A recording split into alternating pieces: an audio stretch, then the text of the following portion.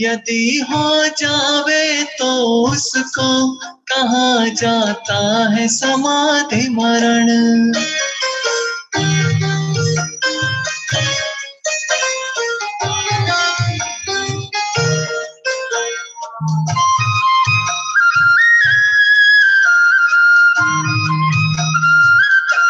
सहज संभावमयी जीवन समाधि का है सम्यक रूप।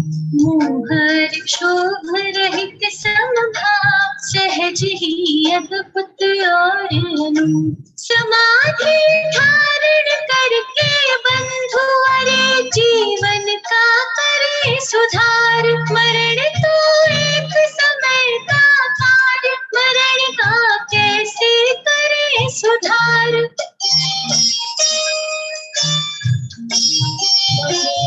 अरे सहजता जीवन का सर्वांग सत्य है, सबका सब कुछ निश्चित है, यह महासत्य है। सबका सब कुछ सहज स्वयं से ही होता है, अधिक कहे क्या सब सकाल में ही होता है। सभी सहज ही परिणमे अपने क्रम अनुसार, परिवर्तन संभव नहीं, करो सहज स्वीकार।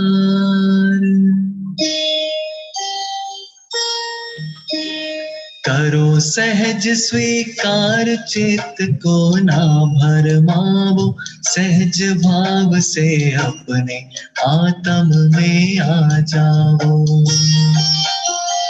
अपने को तो अपना आत्म परम शरण है, मुक्ति मार्ग में श्रेष्ठ कार्य आत्म अनुभव है।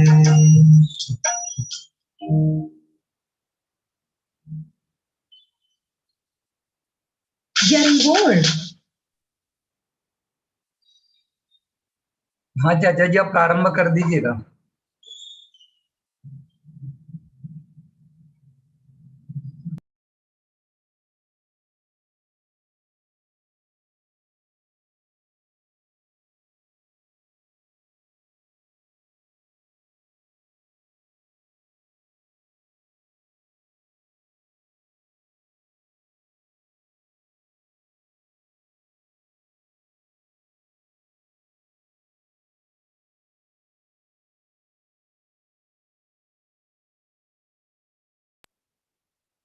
आपकी आवाज नहीं आ रही है।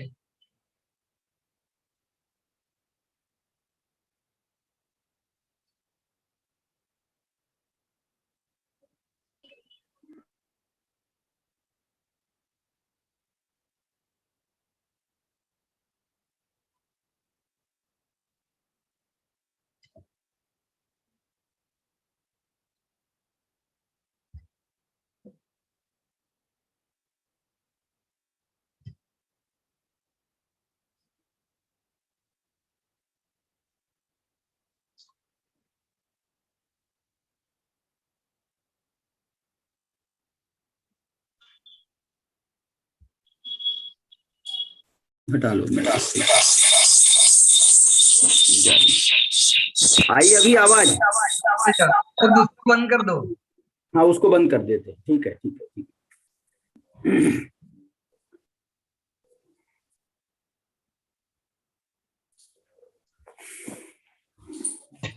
नमो अर्हन्ताणम्, नमो सिद्धाणम्, नमो आयरीयाणम्, नमो वज्झायाणम्, नमो लोये सवसाहूणम्।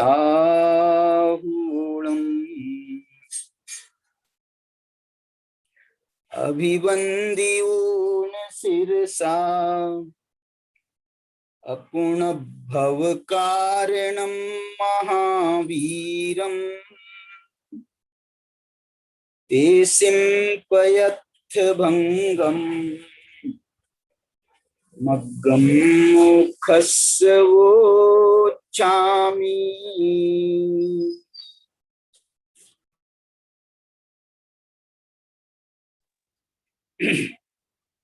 मोक्ष मार्ग प्रकाशक की पूर्णता करने की दृष्टि से ये व्याख्यान माला चल रही है।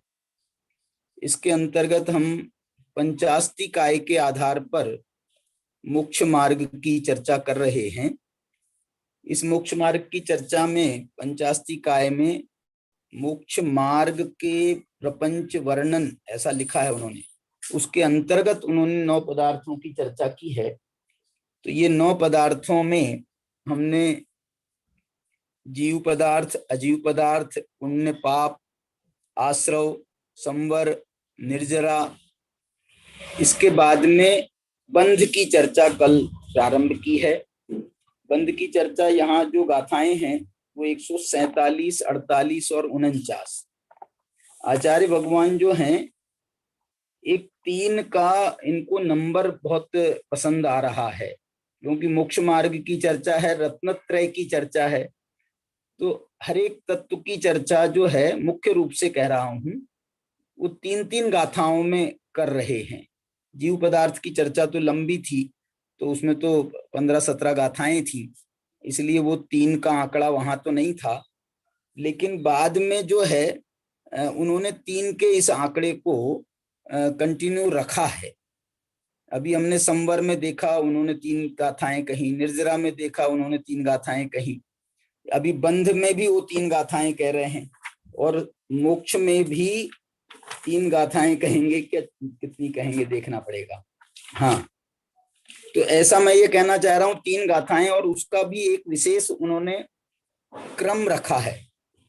उन्होंने पहली गाथा जो दी है वो पहली गाथा तो उसके स्वरूप की दी है, उस तत्व के स्वरूप की गाथा को पहली गाथा बनाया है।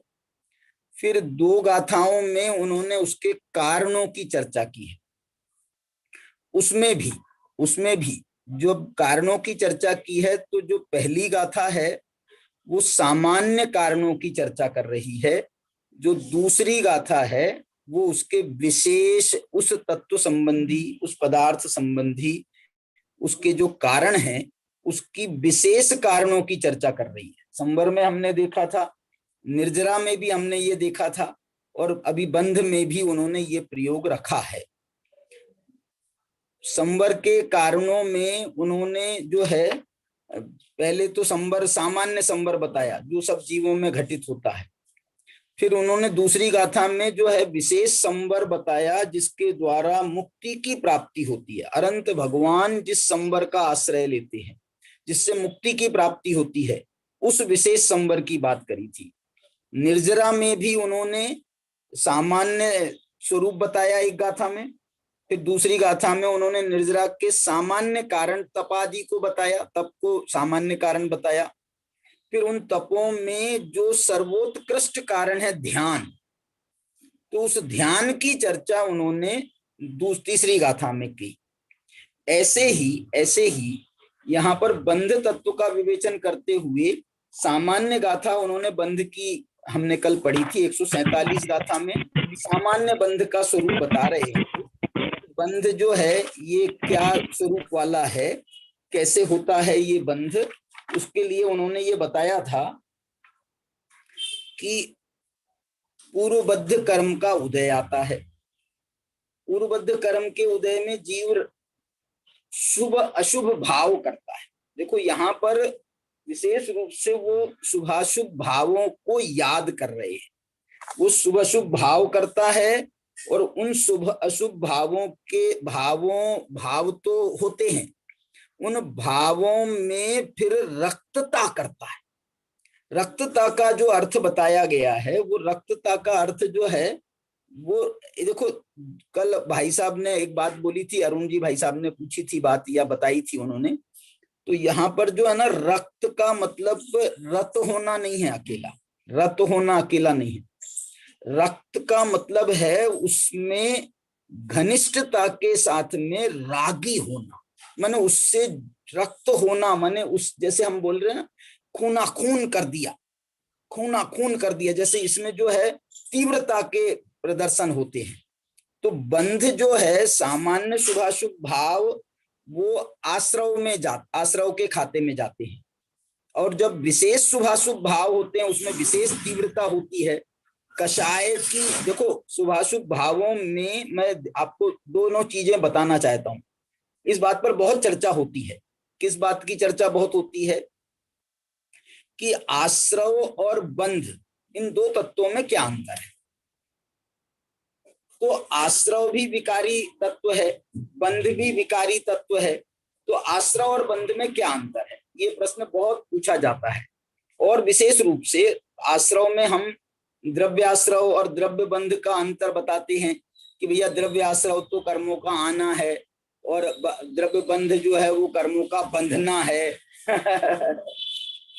तो कर्मों का आना, उसका नाम द्रव्याश्रव कह रहे हो, तो कर्म तो आते ही हैं बनने के लिए, तो उनका आना जो है उसको हम अलग अलग कैसे करें।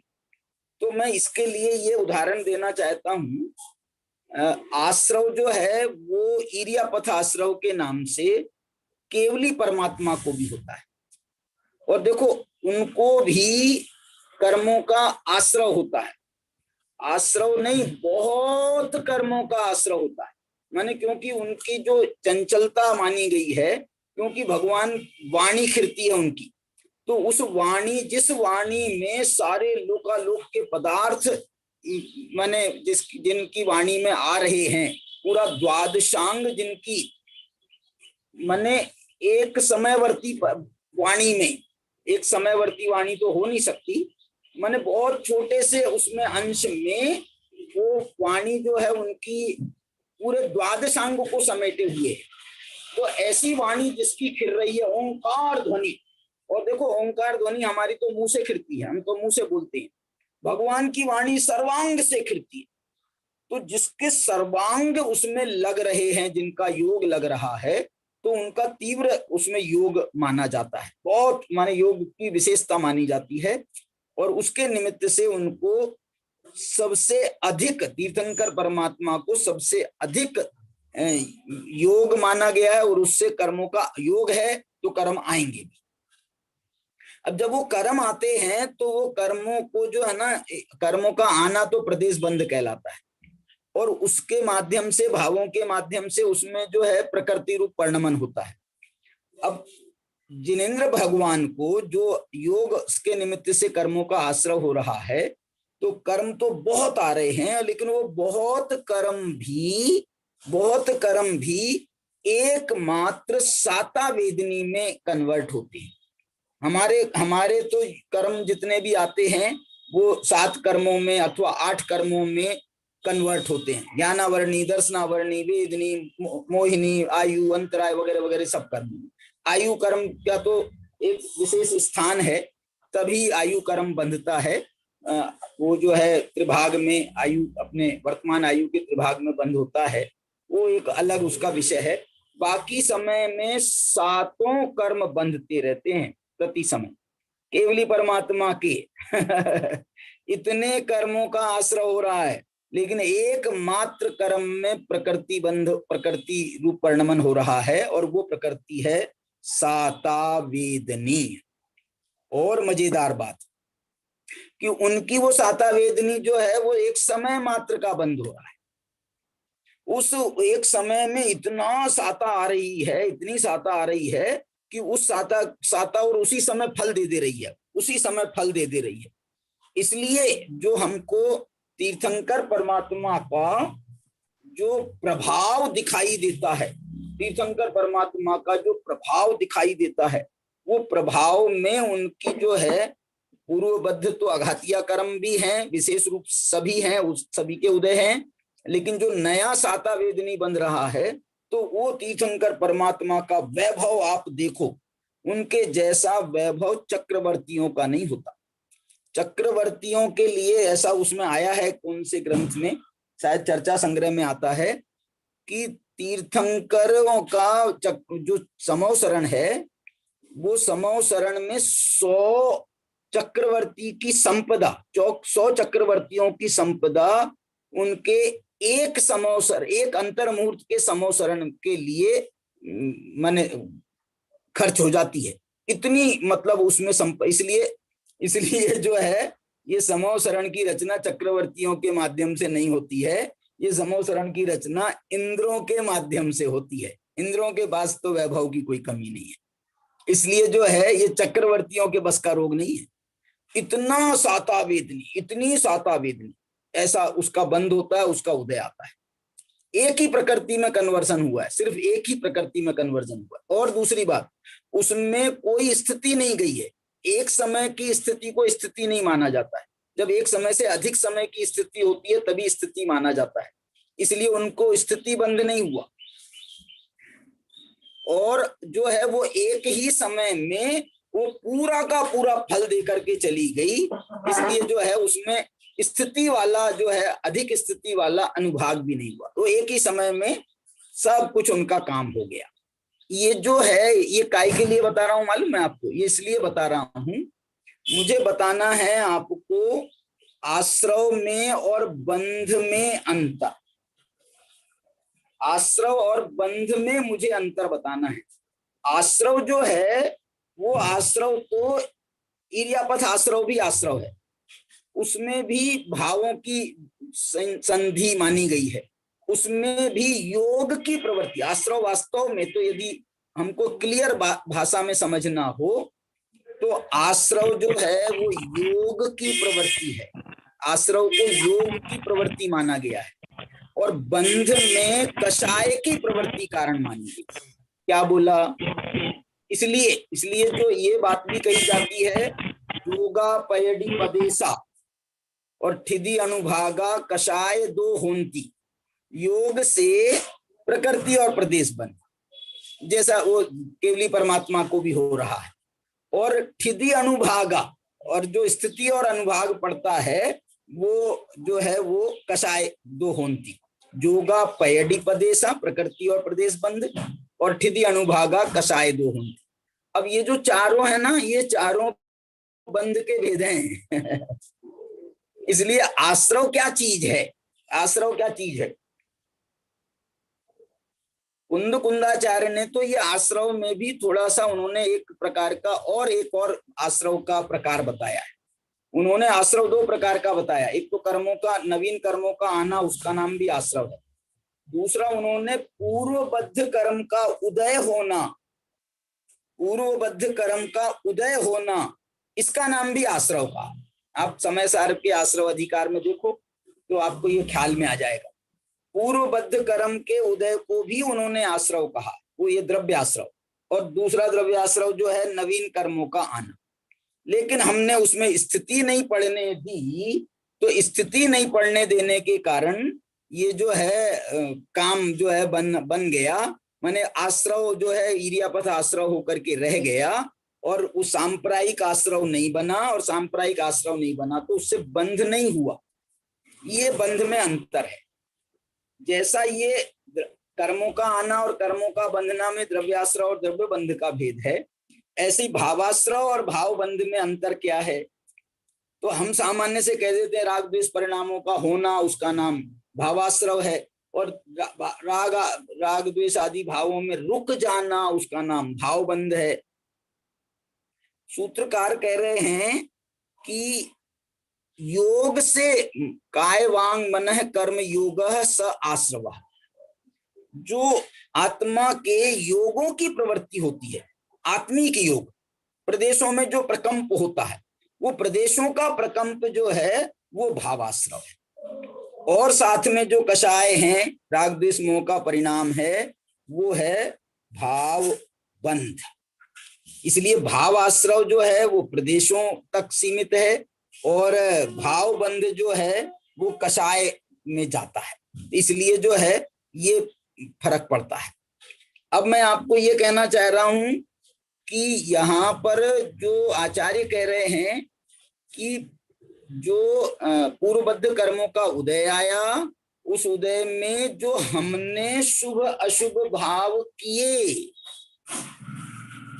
इसमें आचार्य ये संकेत कर रहे हैं कि ये शुभ अशुभ भाव ये हमें हमारे किए कराए हैं।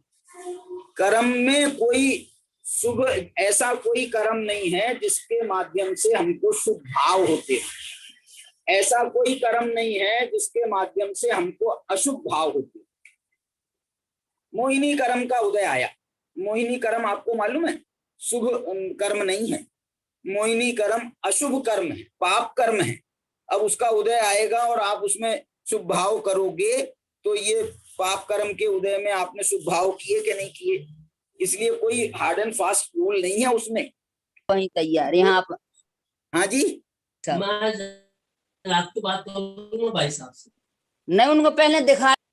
बंद कर दो इनकी आवाज। हाँ जी, इसलिए मैं आपसे ये कह रहा हूं कि ये जो है ना, इसमें क्या बता रहा था मैं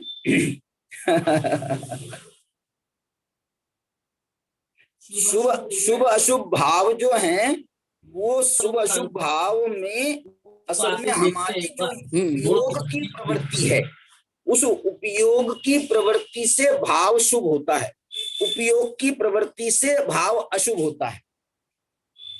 और ये उपयोग हो गया। इसमें विशेष रूप से बंद हो रहा है ना, ये शुभ अशुभ भावों के निमित्त से बंद हो रहा है। और उसमें जो हमारी रक्तता है, रक्तता का मतलब है कि उसके साथ में हमारा कितना जुड़ाव है हमारा उसके साथ में। इसलिए उस जुड़ाव के निमित्त से ये जो है हमारा माने स्थिति और बंध में, अनुभाग बंध में, कर्मों के बंध में विशेष रूप से अंतर जो पड़ता है और उसमें तीव्रता आती है, वो हमारी रक्तता है कितनी। इसको आप ऐसा भी कह सकते हैं, ये जो रक्तता है ना, इस रक्तता में आप तीव्र मंदता देख सकते हैं। क्या बोला? शुभ अशुभ भाव में तो आपने शुभ अशुभ पना देखा उसका, और रक्तता में आप उसकी तीव्रता मंदता देख सकते हैं। आप वो शुभ भाव आपकी कितनी तीव्रता के साथ हो रहा है। तो जितनी तीव्रता के साथ में होगा उतना आपको जो है अघातिया कर्मों में पुण्य कर्म बंधेंगे तो उसमें उसको स्थिति अनुभाग विशेष मिलेगा। घातिया कर्म तो पाप रूप प्रकृति है इसलिए वो घातिया कर्म का भी बंद होता है उससे। अब एक बात विचारनी है इसमें कि जो हमारे शुभ भाव हैं, उन शुभ भावों के निमित्त से पुण्य कर्म को बंधना चाहिए ना, पाप कर्मों को तो नहीं बंधना चाहिए। पाप कर्म क्यों बनते हैं उससे? ये घातिया कर्म तो पाप कर्म है, इनसे घातिया कर्म क्यों बनते हैं? तो एक बात सुनो, शुभ भाव में ये जो शुभ भाव है इसका दूसरा नाम है शुभ राग। तो इसमें जितना शुभत्व है वो तो अघातिया कर्म को का बंद कराता है पुण्य कर्म का, और इसमें जितना राग है, ये राग जो है, ये राग कभी पुण्य नहीं होता, राग कभी अच्छा नहीं होता है। राग को हिंसा कहा गया है और हिंसा से पाप ही तो बंधेगा। राग को हिंसा कहा कि नहीं कहा? अप्रादुर्भाव खलु रागादि नाम भवत्य हिंसेति। आत्मा में रागादि भावों की उत्पत्ति होना, इसका नाम हिंसा है। अब आप बोलोगे शुभ भावों में कौन सी हिंसा हुई? अरे शुभ भावों में भी अपने आत्मिक वीतराग परिणामों का घात हुआ है। आप उसमें शुभ परिणाम देख रहे हो, आप उसमें देवशास्त्र गुरु का समागम देख रहे हो, लेकिन इसमें कौन सा पाप हुआ है? इसमें ये वाला पाप हुआ है। हमारे शुद्धोपयोग रूप जो वीतराग परिणाम है उनका घात हुआ है शुभ भावों से भी। इसलिए इनसे भी वो घातिया कर्म की पाप प्रकृतियां बनती हैं। और जो इसमें शुभत्व है, जितना देवशास्त्र गुरु का अवलंबन है, उसके निमित्त से अघातिया कर्मों में हमको ये इसका फल मिलता है। जैसे स्वर्ग आदि की प्राप्ति होना, ये स्वर्ग आदि की प्राप्ति जो है घातिया कर्म का फल नहीं है, ये अघातिया कर्म का फल है। स्वर्ग नरक ये चार गतियां, ये नाम कर्म की प्रकृतियां हैं। नाम कर्म अघाती कर्म है। साता असाता वेदनी जो हमको अनुकूलता प्रतिकूलता मिलती है, ये सब अघातिया कर्म है वेदनी कर्म की। उच्च नीच गोत्र मिलता है, ये अघातिया कर्म है। और एक कौन सा कर्म रह गया? वेदनी नाम गोत्र अंतराय, अंतराय तो उसमें चला गया, वेदनी आयु नाम, वेदनी आयु नाम गोत्र, हाँ 4 हो गए ना, वेदनी आयु नाम गोत्र। तो आयु कर्म भी जो है इसमें शुभ अशुभ माना गया है। आयु कर्म का जो शुभ अशुभ माना गया है वो बहुत मजेदार उसका विवरण है। देखना, गति में 4 गतियां हैं, 4 आयु हैं।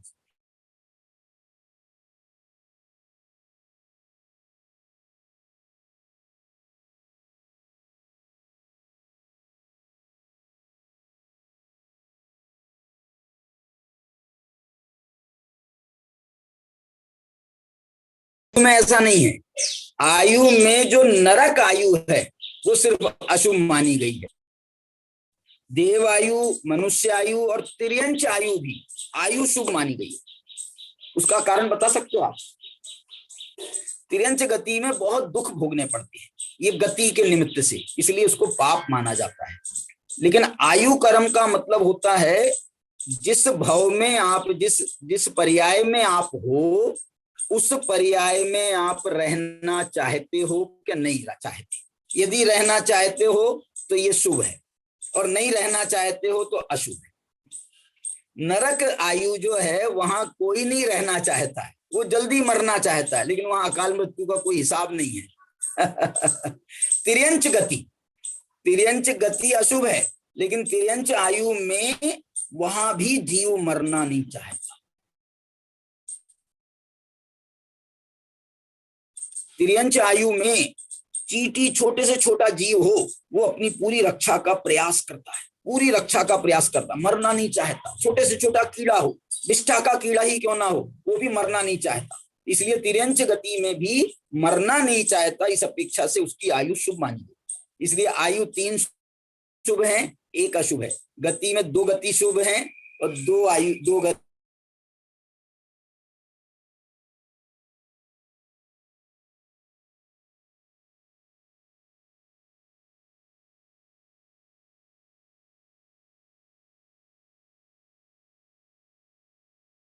और जितना मंदता करता है उसके हिसाब से उसमें स्थिति बंध और अनुभाग बंध उसके हिसाब से कम पड़ता है।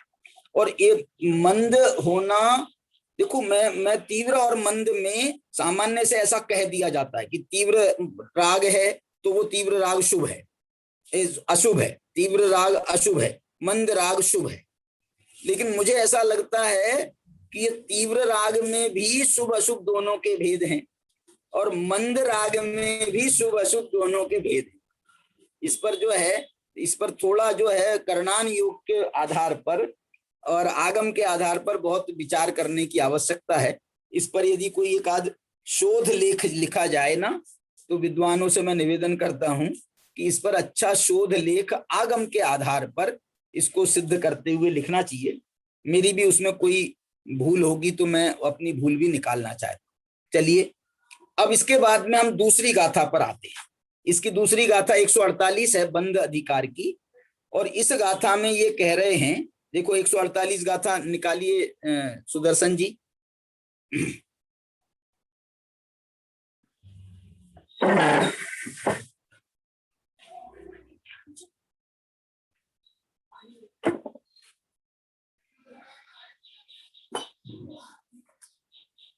हाँ, 148 गाथा अपने को पढ़ना है। जोग निमित्तम गहनम, ये काय की गाथा है मालूम? इसमें लिखा भी है उन्होंने, बहिरंग अंतरंग बंध कारण आख्यानम एतत्। इस गाथा में बंध के बहिरंग और अंतरंग कारणों की व्याख्या करते हैं, उसकी कथा बताते हैं।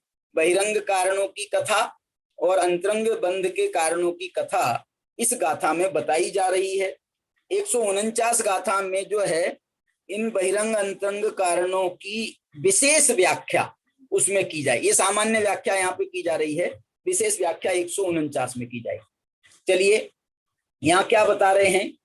जोग निमित्तम गहनम योगो मनवयन काय संभूदो भाव निमित्त निमित्तो बंधो भावो रधि राग दोष मोह जुदो।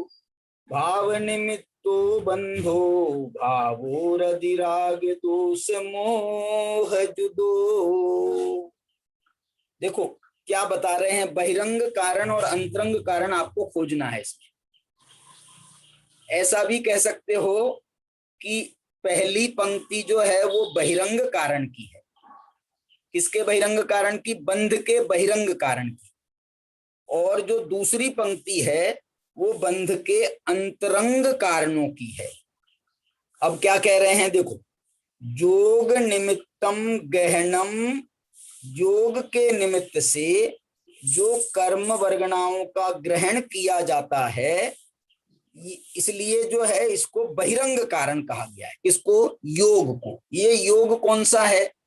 निर्जरा तत्व के वर्णन में जो योग आया था, वो योग तो ध्यान को कहा गया था। यहां पर जो योग आ रहा है तो आचार्य उसका कंफ्यूजन दूर करने के लिए खुद ही अगले पद में कह रहे हैं कि जोगो मन वयन काय संभूतो। यहां पर कौन सा योग है? जो मन, वचन और काय से संभूत है, उद्भूत है, उत्पन्न है, उसके निमित्त से होने वाला है। मन, वचन, काय के निमित्त से होने वाला जो योग है, उस योग के निमित्त से कर्मों का ग्रहण होता है। देखो, इसी ग्रहण को हम आश्रव भी कहते हैं, इसी ग्रहण को हम आश्रव भी कहते हैं। और यही योग जो है, ये बंध में भी, वो जो जोगा पयड़ी प्रदेशा कहा ना, प्रकृति बंध और प्रदेश बंध की मर्यादा में भी घुसता है। ये जो है ना, ये प्रकृति बंध और प्रदेश बंध माने आश्रव भी हो रहा है इसके द्वारा, और प्रकृति और प्रदेश बंध भी इसके द्वारा होता है। किसके द्वारा? योग के निमित्त से। योग का मतलब है मन के निमित्त से, वचन के निमित्त से और काया के निमित्त से जो हमारे परिणामों में, हमारे आत्मा में, परिणामों में नहीं कहना चाहता, आत्मा में जो चंचलता होती है, ये परिणाम प्रदेश प्रकंप जिसको अपन कह रहे हैं, वो जो चंचलता होती है, उस चंचलता का नाम योग है। उस चंचलता का इसके निमित्त से आश्रय होता है। कितनी आपकी तीव्र है वो चंचलता, उसके निमित्त से तीव्र आश्रय होगा। वो आपकी कितनी मंद है, उसके निमित्त से कर्म कम आएंगे कर्म कम आएंगे। और तीव्र आप चंचलता करोगे। अब देखो ना, दुनिया में हिसाब है ये। आप व्यापार में जो है ज्यादा तीव्रता करते हो, तो जैसे आपने बहुत चंचलता करी है, बहुत प्लान बनाए हैं, बहुत उसका हिसाब लगाया है, बहुत प्रकार से आप उस पर विचार कर रहे हो, एडवर्टाइज आपने बहुत करी है, तो आपके दुकान में ग्राहक भी बहुत आते हैं। तो ये जो है ना, ये इसी प्रकार से आपकी योग की चंचलता जो है, आपने अपने ये जो है ना, योग की चंचलता का मतलब मालूम क्या होता है? योग की चंचलता का मतलब है आपका आमंत्रण पहुंचा है कर्मों के पास में।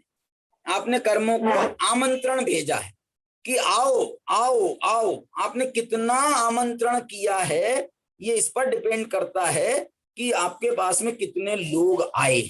देखो, एक उदाहरण और दूसरा देना चाहता हूं।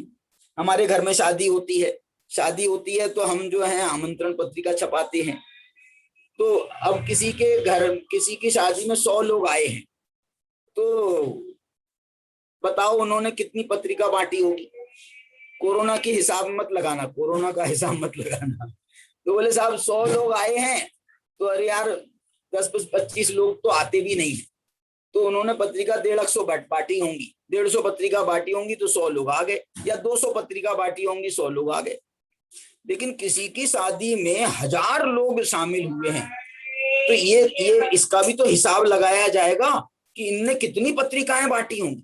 जब 1000 लोग बिना बुलाए तो कोई आता नहीं है, इसलिए इसका जरूर इसमें हिसाब ये है कि इन्होंने पत्रिका खूब बांटी है, खूब पत्रिका बांटी है, इसलिए जो है, और नाम है, इनका भी नाम है, इसलिए जो है लोग बहुत आए हैं।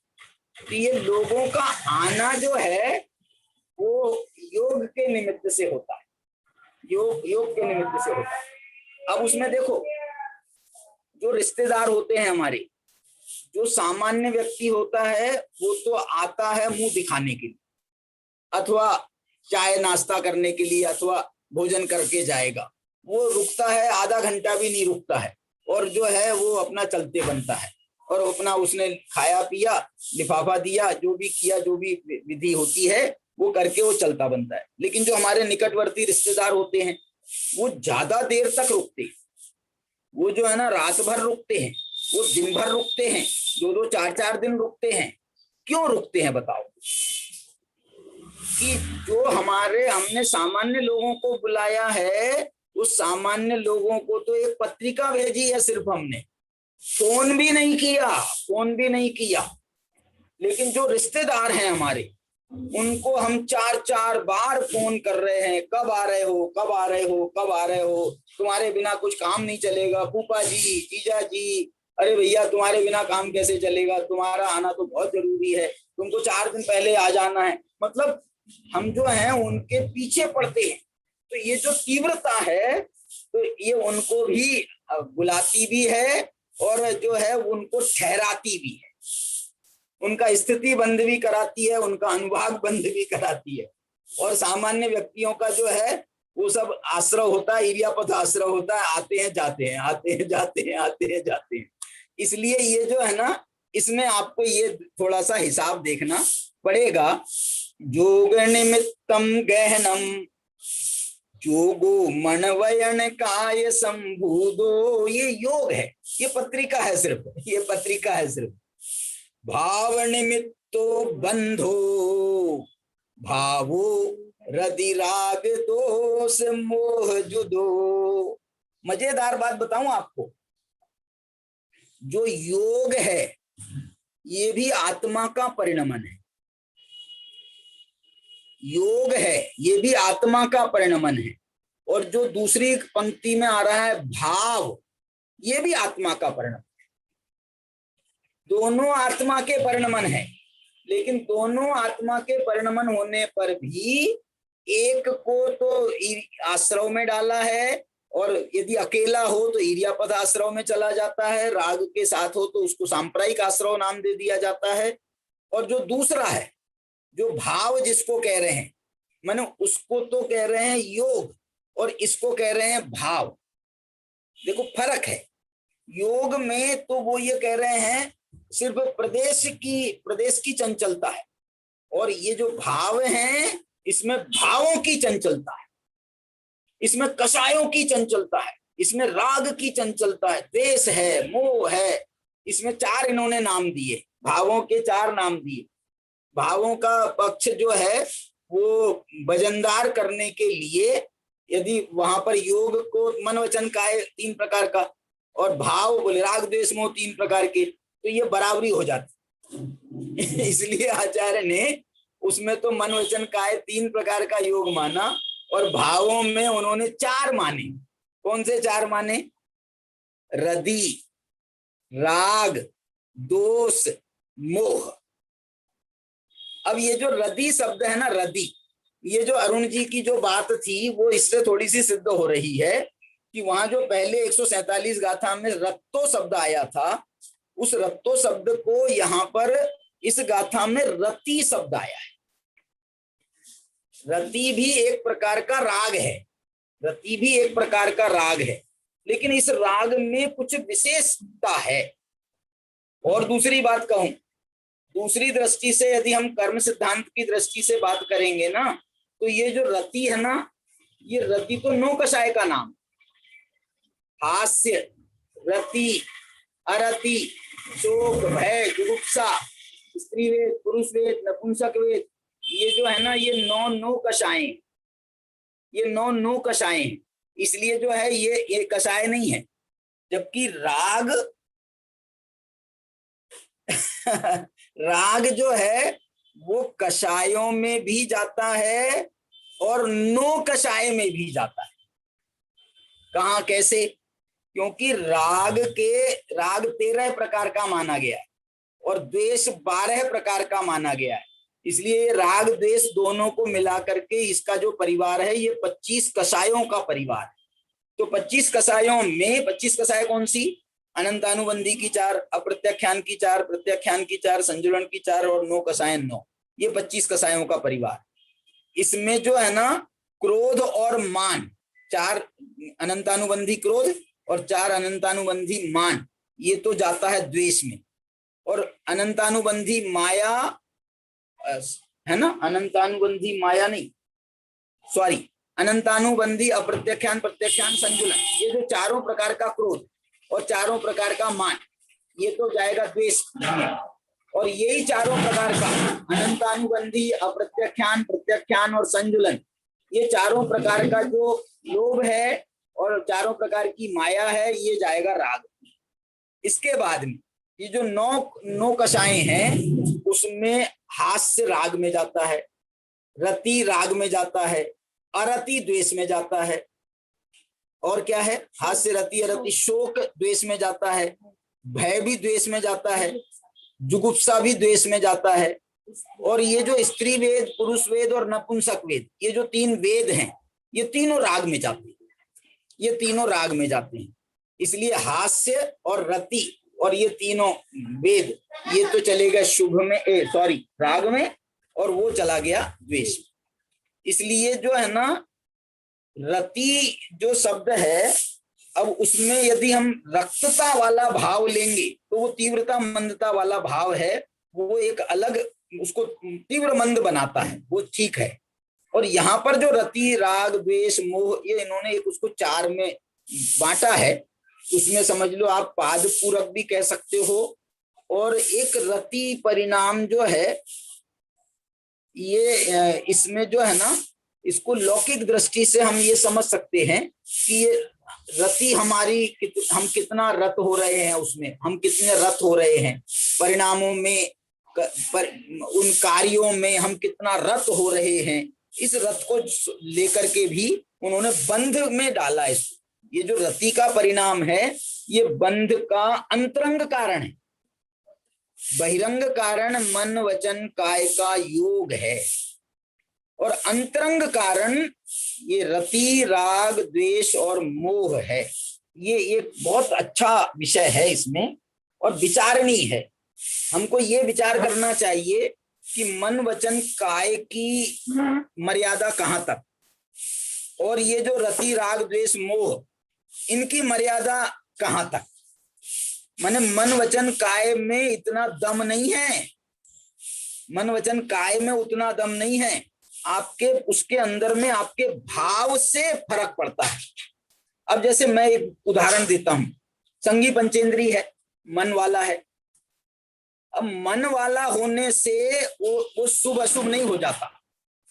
अब यदि उसमें वो अच्छा मन उपयोग करता है तो ये शुभ में कन्वर्ट होता है, बुरा मन उपयोग करता है तो ये अशुभ में कन्वर्ट होता है, राग से मन की प्रवृत्ति करता है तो ये राग कहलाता है, द्वेष से मन की प्रवृत्ति करता है तो ये अशुभ कहलाता है। ऐसे इसमें जो है वैरायटी जो बन रही है, और विशेष रूप से बंध की कारणता जो बन रही है, वो इससे बन रही है। किससे बन रही है?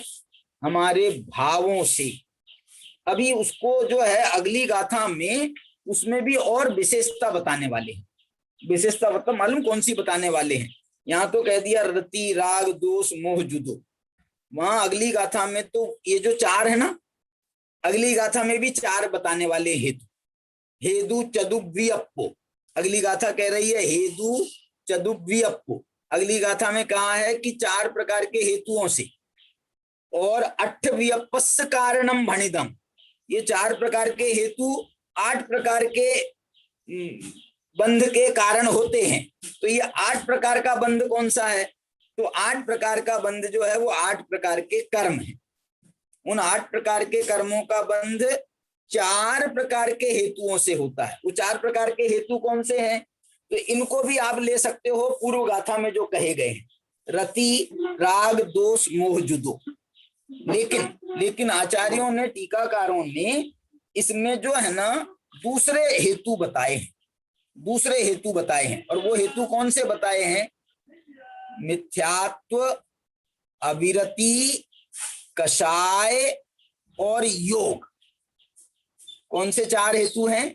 मिथ्यात्व, जो तत्वार सूत्र में 5 बताए हेतु, मिथ्यात्व, अविरति, प्रमाद, कषाय, योग, और यहाँ पर उन्होंने 4 बताए हैं। प्राकृत ग्रंथों की परंपरा में ये 4 हेतु बहुत प्रसिद्ध रहे। इस तत्वार सूत्रकार ने उसको 5 हेतुओं में बाद में उन्होंने उसको और विस्तारित किया है। ये 4 हेतु माने जाते हैं। कौन कौन से? मिथ्यात्व, अविरति, कषाय और योग। ये हेतु चतुर्व्यप, ये 4 प्रकार के हेतु हैं। इनका एक विशेष नाम दिया गया है आगम में। देखो, इनका नाम तो है, भावों का नाम दिया गया राग, द्वेष, मोह, रति। ये कषायों के नाम है, भावों के नाम है। इनको भाव कर्म भी कहा जा सकता है। विभाव आत्मा के विभाव परिणाम है। लेकिन जो मिथ्यात्व, अविरति, प्रमाद और मिथ्यात्व, अविरति, कषाय और योग हैं, ये जो है ना, इनको प्रत्यय कहा गया है। क्या कहा गया है इनको? इनको प्रत्यय कहा गया है।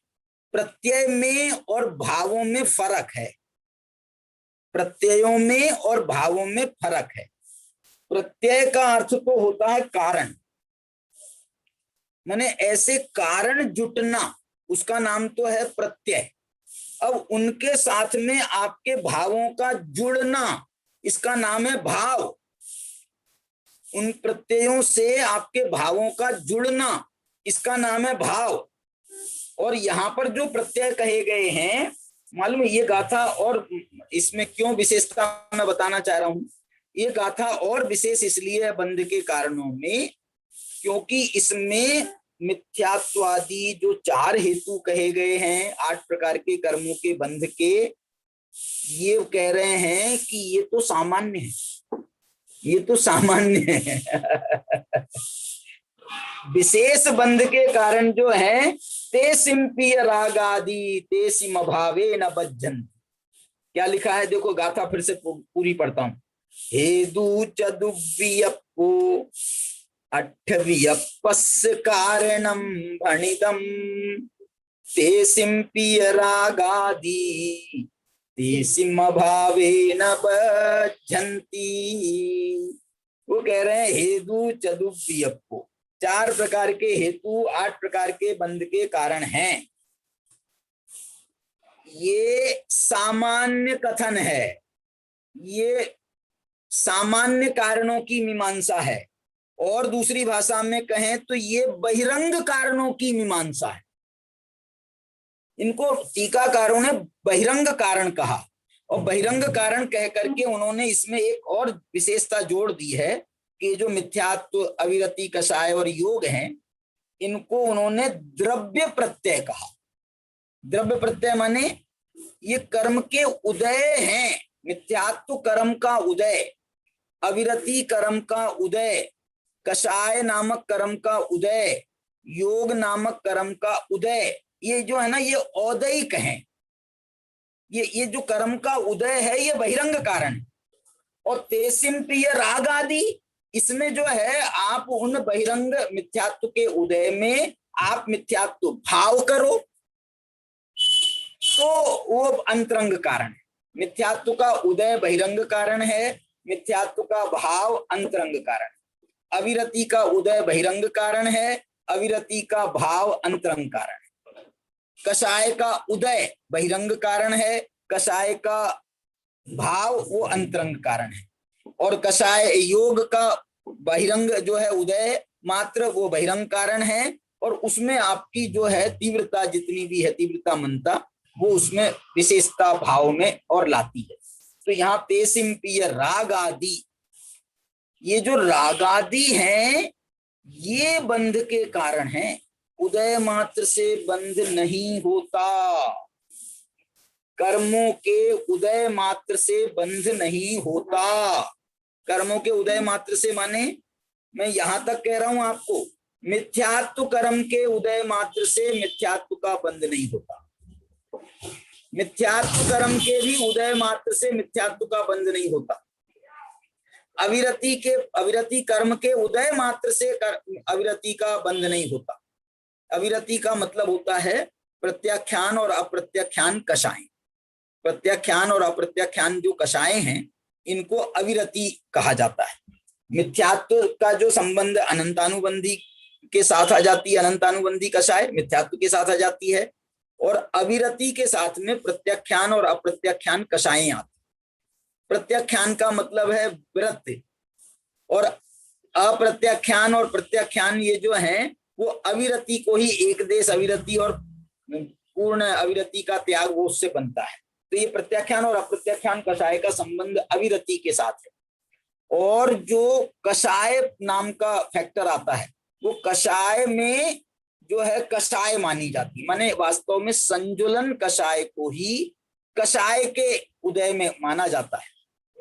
अनंतानुबंधी कषाय का उदय है वो तो मिथ्यात्व के उदय में चला जाता है। यहाँ अप्रत्याख्यान प्रत्याख्यान कषाय का उदय है वो अविरति के उदय में चला जाता है। संजुलन कषाय का जो विशेष रूप से उदय है वही कषाय के उदय में माना जाता है सामान्य से। और यदि हम मिथ्यात्व का और अविरति का नाम नहीं ले रहे हैं, अकेले कषाय की चर्चा कर रहे हैं, तो इस कषाय में मालूम, इस कषाय में अनंतानुबंधी अप्रत्याख्यान प्रत्याख्यान संजुलन चारों कषाय भी गर्भित हैं।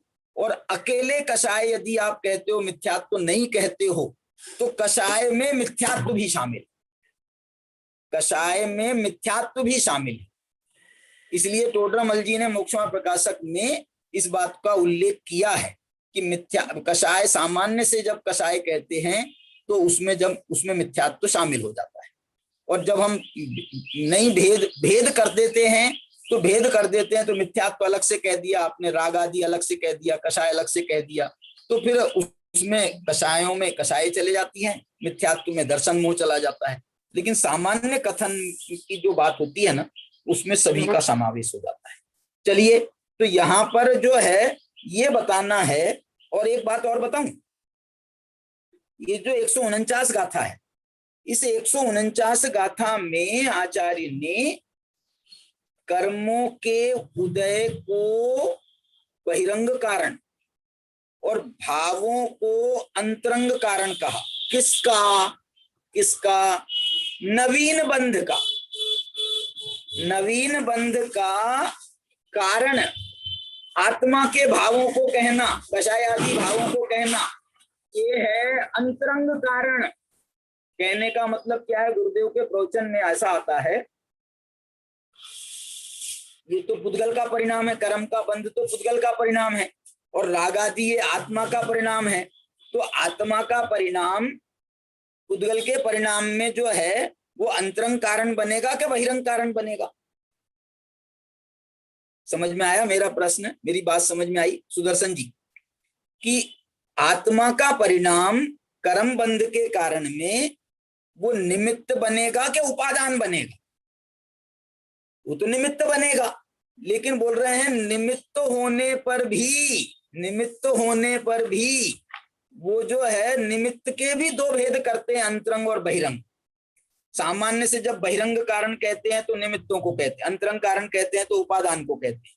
फिर जब निमित्तों में भी जाते हैं तो निमित्तों में भी अंतरंग और बहिरंग कारण कहे जाते हैं।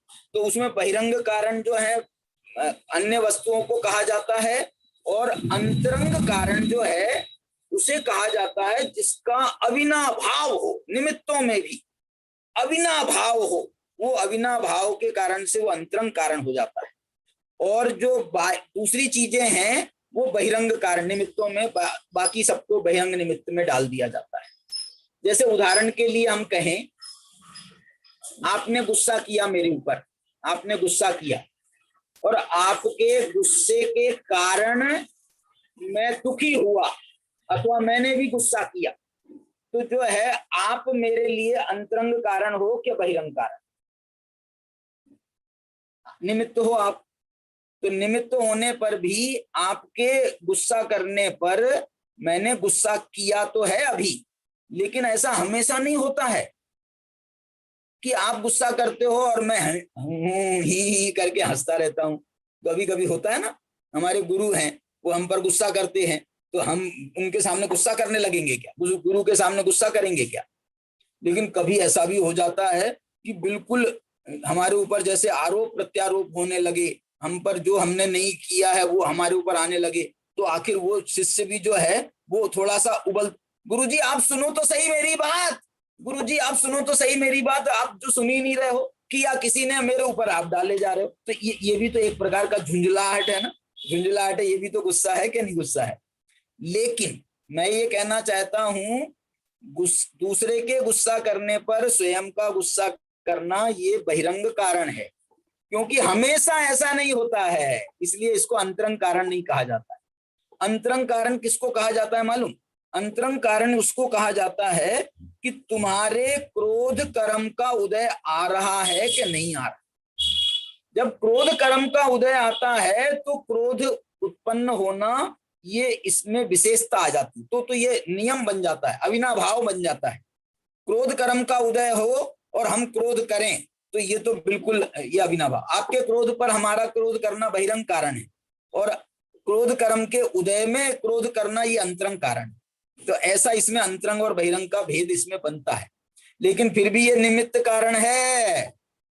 उपादान कारण जो है वो स्वयं का ही परिणाम है, स्वयं का ही परिणाम है। कर्म का उदय को भी यहाँ पर बहिरंग कारण में डाल दिया। देखो कर्म के उदय को हेतु चतु वियपो यहाँ पर इन्होंने बहिरंग कारण में डाला है। किसके सामने? अपने भावों के सामने। भाव बहिरंग कारण, कर्म का उदय कितना भी बना रहे, जीव जो है उसके अनुसार भाव नहीं करता है।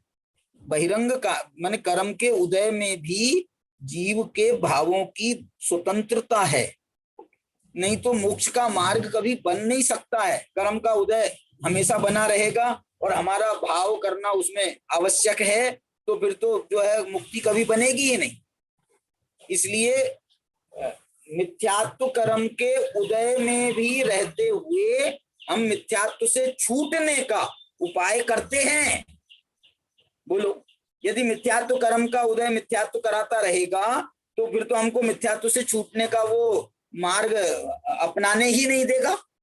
इसलिए मिथ्यात्व कर्म के उदय में भी हम मिथ्यात्व से छूटने का प्रयास करते हैं, और वो जो है उसमें तीव्रता मंदता का भेद उसमें भी बनता है। वो सब बहुत सारी बातें हैं उसमें, लेकिन सामान्य बात इतनी है कि जैसा कर्म का उदय है उसका डिटो बाई डिटो हमको भाव वैसा करना आवश्यक नहीं है। डिटो आवश्यक नहीं है, हम करें वो एक अलग बात है, लेकिन आवश्यक नहीं है। पुरुषार्थ जीव का जो है वो अपने स्वरूप में रहे, वो जीव, वो बाहर का जो है उदय उसका कुछ नहीं बिगाड़ सकता। बाहर का उदय, कर्म का उदय उसका कुछ नहीं बिगाड़ सकता। यदि वो अपने में स्थिर होने का दृढ़ संकल्प करके वो अपने में स्थिर हो जाए तो बाहर का उदय उसका कुछ भी बिगाड़ नहीं सकता है। इसलिए ये जो है, इसमें आप टीका भी देख लेना, टीका में स्पष्ट शब्दों में उन्होंने लिखा है। देखो पहली पंक्ति पढ़ के बता रहा हूं 149 गाथा की। मिथ्यात्वादि द्रव्य पर्यायाणाम अपि बहिरंग कारण द्योतनम एतत्। मिथ्यात्वादि जो द्रव्य पर्याय हैं, द्रव्य पर्याय माने कर्म का उदय रूप जो पर्याय हैं, उनको भी बहिरंग कारण यहाँ पर बताया जा रहा है। अंतरंग कारण आत्मा को बताया जा रहा है। गुरुदेव मालूम क्या बोल रहे हैं? गुरुदेव कह रहे हैं आत्मा तो निमित्त है, आत्मा का परिणाम तो निमित्त है, और कर्म को बांधने में तो वो तो कर्म के लिए उपादान है, कर्म के लिए उपादान है, और आत्मा कर्म के लिए निमित्त है। फिर भी कर्म का जो कारण कहा जा रहा है, माने पूर्वबद्ध कर्म का उदय नवीन बंध के लिए, वो बहिरंग कारण है। कर्म के लिए बहिरंग कारण है, और राग कर्म बंध के लिए अंतरंग कारण है। कुछ मैं ये कहना चाहता हूं, ये जो कुंद भगवान के जो मूल ग्रंथ हैं, ये पंचास्तिकाय उनका मूल ग्रंथ है। ये जो बात है जो हमको यहाँ मिल रही है, ये बात आगे आपको दूसरी जगह मिल भी सकती है और कदाचित नहीं भी मिल सकती, क्योंकि हमने कितना लिया उसमें से कितना नहीं लिया ये हमारे ऊपर डिस्क्रिएशन हो जाता है। इसलिए परवर्ती आचार्यों ने कहे, परवर्ती विद्वानों ने कहे उन्होंने कितना लिया कितना नहीं लिया। अब देखो ना, ये टीका तो ये अमृतचंद्राचार्य परवर्ती आचार्य हैं, कुंद कुंद भगवान के 1000 साल बाद हुए, उन्होंने टीका लिखी है। उनके 900 वर्ष के बाद 1100 वर्ष के बाद कुंद कुंद से जयसेनाचार्य हुए, अमृतचंद्राचार्य के 100 वर्ष के बाद में हुए, उन्होंने तात्पर्यवृत्ति टीका लिखी है। तो उन्होंने उसका मर्म खोला है, हमारे सामने वो भी है। लेकिन जो मूल ग्रंथ है आप जिसको कहते हो, उसमें ये कदाचित बात मिल भी सकती है, नहीं भी मिल सकती। बहुत स्पष्ट रूप से मैं कहूं तो कोई बात आपको जो यहाँ मिल रही है तत्वार सूत्र में ना मिले। जो बात आपको यहाँ मिल रही है वो आपको द्रव्य संग्रह में ना मिले। ये मैं जो है बहुत उनका, हमारे आचार्य हैं, उनका पूरी तरह से सम्मान रखते हुए ये बात मैं कहना चाह रहा हूं। अब जब 173 गाथाएं हैं पंचास्तिकाय की, उसके आधार पर जब 56 गाथाएं बनाई जाएंगी, तो 58 गाथाएं जब बनाई जाएंगी तो कुछ तो छूटेगा उसमें, और वही द्रव्य संग्रहकार ने बाद में वो 58 गाथाएं से उन्होंने फिर कितनी 27 गाथाएं का एक छोटा लघु द्रव्य संग्रह और बनाया, तो उसमें भी बहुत सारी बातें छूट गई, उनके ही खुद की कही हुई कई बातें छूट गई। इसलिए जो है वो संक्षेप शैली अलग होती है। लेकिन ये जो शैली है कुनकुन भगवान की, इसमें कुनकुन भगवान ने बहुत अच्छे रहस्य प्रस्तुत किए हैं और टीकाकारों ने उसके साथ में न्याय करते हुए हमको बहुत विस्तार से उस बात को समझाया है। चलिए, मेरे को अभी जो है पंचास्तिकाय पर मैं व्याख्यान नहीं कर रहा हूं, मैं व्याख्यान कर रहा हूं मोक्ष मार्ग प्रकाशक की पूर्णता की दृष्टि से। इसलिए उस दृष्टि से मैं इस विषय को यहीं पर विराम देता हूं। ये बंध की चर्चा जो है हमने कल भी की और आज भी करी, इस चर्चा को यहाँ पर विराम देता हूं। अब इसके बाद में जो है 3 गाथाएं और आने वाली हैं, मोक्ष पदार्थ के व्याख्यान के पहले हैं ये, शायद मोक्ष का पदार्थ का व्याख्यान चालू होने वाला है। चलिए, और जो भी चर्चा है मैं आपको कल बताऊंगा। मोक्ष लिखा तो है मोक्ष पदार्थ का व्याख्यान, 150 गाथा की हेडिंग ये बनाई गई है, तो इसकी चर्चा अपन कल करेंगे। अभी की चर्चा को यहीं पर विराम देते हैं। मुझे लग रहा है कि बच्चों को जो है थोड़ा सा कठिन पड़ने लगा है लेकिन जो है बात वो आती है तो मेरे को थोड़ा सा उसमें गहराई से बात करने में ही आनंद आता है। इसलिए बच्चों से भी निवेदन है कि थोड़ा अच्छा इस माने उपयोग की एकाग्रता के साथ में और थोड़ा सा आपको स्थिरता के साथ में सुनना होगा तो आपको आनंद आएगा। चलिए, जय जिनेन्द्र। चलो अथर्व जैन बेटा, आप जिन्वानी स्तुति करेंगे। हैं? अथर्व जैन। हाँ जी, अथर्व जैन। चरणों में आ पड़ा हूँ हे द्वादशांग वाणी, मस्तक झुका रहा हूँ हे द्वादशांग वाणी। मिथ्यात्व को नसाया निज तत्व को प्रकाशा, मिथ्यात्व को नसाया निज तत्व को प्रकाशा। आपा पराया भाषा हो भानु के समान, चरणों में आ पड़ा हूँ हे द्वादशांग वाणी। मस्तक झुका रहा हूँ हे द्वादशांग वाणी। जा वाणी के ज्ञान से सूझे लोकालोक, सो वाणी मस्तके नमो सदा देते हूँ ढोक। 3 बार नमो का मंत्र।